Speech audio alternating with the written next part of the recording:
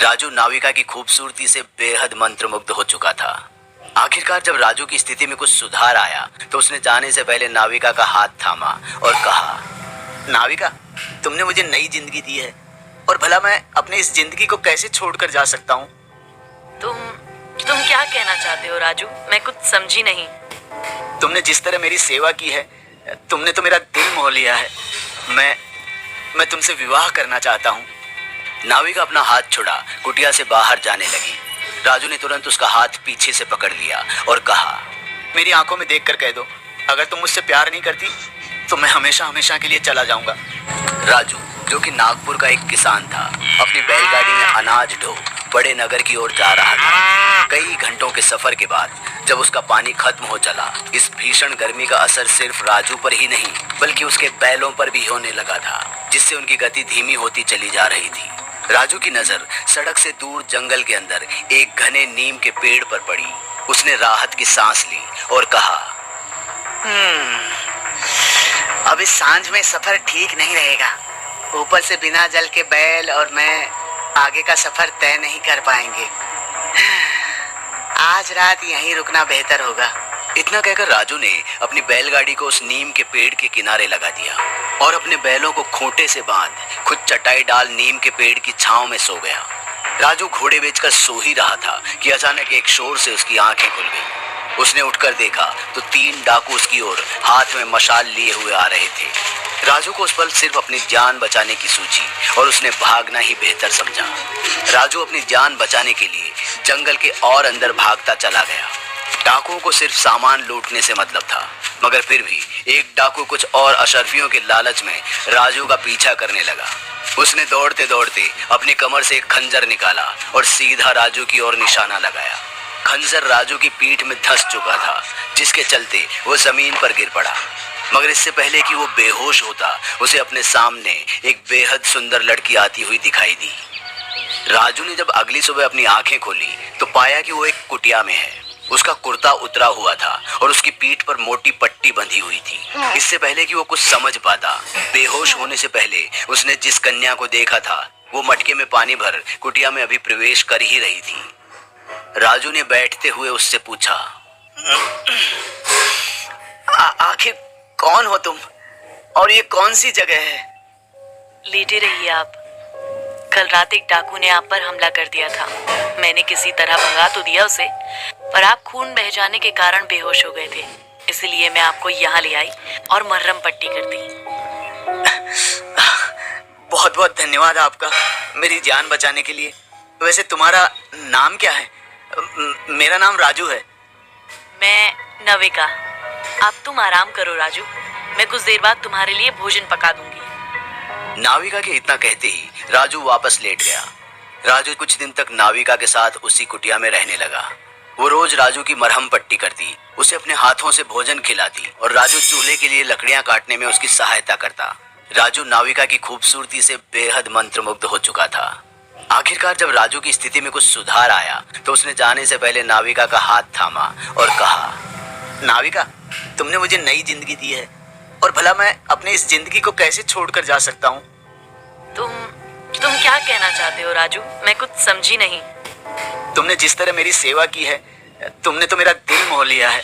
मैं तुमसे विवाह करना चाहता हूँ। नाविका अपना हाथ छुड़ा कुटिया से बाहर जाने लगी। राजू ने तुरंत उसका हाथ पीछे से पकड़ लिया और कहा, मेरी आंखों में देखकर कह दो, अगर तुम मुझसे प्यार नहीं करती तो मैं हमेशा हमेशा के लिए चला जाऊंगा। नाविका की आंखें भी ये सुनकर नम हो चुकी थी।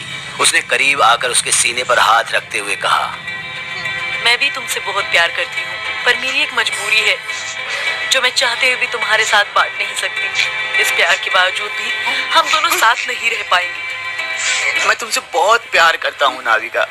तुम्हारी सारी मजबूरियां अब मेरी। मैं अपना दुख और सुख दोनों तुम्हारे साथ बांटने को तैयार हूँ, पर बस एक बार मेरा हाथ थाम लो।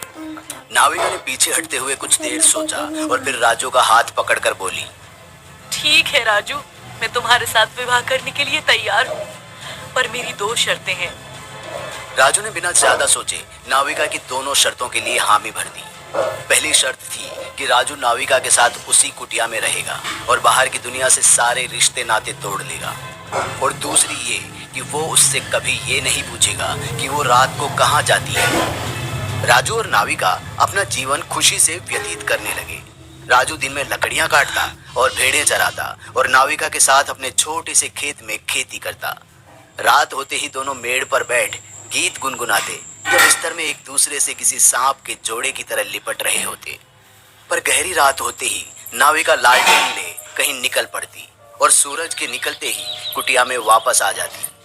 कई रातों तक ये सिलसिला चलता रहा। एक रात जब राजू से रहा नहीं गया तो वो कंबल ओढ़ उसका पीछा करते हुए जंगल की ओर चल दिया। नाविका जैसे ही एक वट वृक्ष के निकट पहुंची, उसने एक मंत्र गुदगुदाया और देखते ही देखते उसके रूप में कुछ बदलाव आ गया। वो किसी स्वर्ग सी सुंदर अप्सरा सी दिखने लगी। राजू इससे पहले इस सच को हजम कर पाता, अचानक उसकी नजर एक तांत्रिक पर गई जो नाविका की तरफ ही जा रहा था। उसने नाविका से कुछ कहा मगर राजू दूर होने के कारण ठीक से सुन नहीं पाया। तांत्रिक अपनी बात पूरी कर वहां से गायब हो गया, जिसे देख राजू हक्का बक्का रह गया। बहरहाल उसने अपना होश संभाला और फिर से नाविका का पीछा किया, जो अब एक शमशान घाट में एक हवन कुंड में मंत्र बुदबुदाते हुए घी की आहुतियां लगा रही थी। आखिरी आहुति के बाद उसने अब पिंजरे में कैद एक काली बिल्ली का सिर काट उसके रक्त की बलि चढ़ा दी। बिल्ली के रक्त की बलि चढ़ते ही उसके सामने एक बहुत ही मोटा और भारी भरकम ग्रंथ अवतरित हुआ, जिसे नाविका ने आदरपूर्वक अपने दोनों हाथों से पकड़ा और उसमें कुछ लिखना शुरू किया। ये देख राजू के होश ठंडे पड़ गए और वो तुरंत अपनी कुटिया की ओर दौड़ पड़ा। राजू जो पिछले 2 घंटे से डर के मारे कांप रहा था, नाविका को आते देख उससे आंखें चुराने लगा।